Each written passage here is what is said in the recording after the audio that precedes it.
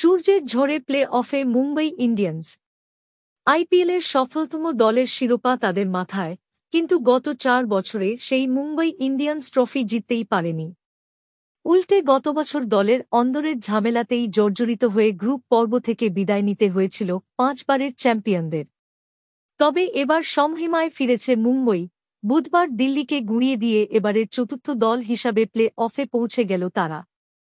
আইপিএলের ম্যাচ নয়, এদিনের ওয়াংখেড়ে স্টেডিয়াম মেতেছিল তাদের ঘরের ছেলে রোহিত শর্মাকে নিয়ে।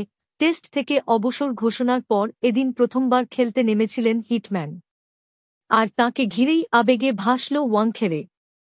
বিশেষ জার্সি, মুখোশ পরে মাঠে হাজির হলেন দর্শকরা। জার্সির পিছনে রোহিত ৪৫ লেখা, সামনে লেখা মুম্বই চা রাজা, অর্থাৎ মুম্বইয়ের রাজা। রোহিতকে ভালোবেসে মুম্বই চা রাজা বলে ডাকেন তাঁর ভক্তরা। তবে এদিন ব্যাট হাতে জলে উঠতে পারেননি হিটম্যান। 5 বলে মাত্র 5 রান করে আউট হন তিনি। মুম্বইয়ের মন্থর পিচে এদিন দলকে টানেন সূর্যকুমার যাদব। 7 ওভারের মধ্যে 58 রানে 3 উইকেট খুইয়ে বেশ বিপাকে পড়ে যায় মুম্বই। সেখান থেকে ইনিংস গড়েন সূর্যকুমার যাদব।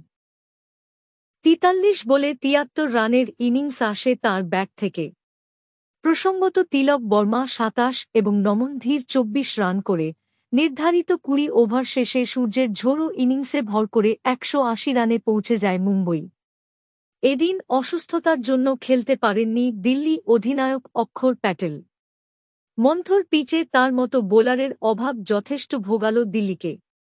180 রানের টার্গেট বেশ কঠিন ছিল মুম্বইয়ের পিচে। সেই চ্যালেঞ্জ সামলাতে পারলেন না কেএল রাহুলরা। দিল্লির টপ অর্ডার একেবারে ব্যর্থ।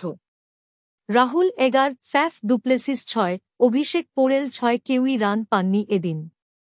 সমীর রিজভি সর্বোচ্চ 39 রান করলেও দলকে জেতানোর জন্য তা যথেষ্ট ছিল না। শেষ পর্যন্ত 121 রানে থামে দিল্লির ইনিংস। মরশুমের শুরুতে প্লে অফে ওঠার অন্যতম দাবিদার হলেও এবারের মতো ট্রফি জয়ের স্বপ্ন অধরাই থাকল দিল্লির। বন্ধুরা, যাওয়ার আগে চ্যানেলটা অবশ্যই সাবস্ক্রাইব করে দিয়ে যাবেন। ধন্যবাদ বন্ধুরা সকলকে।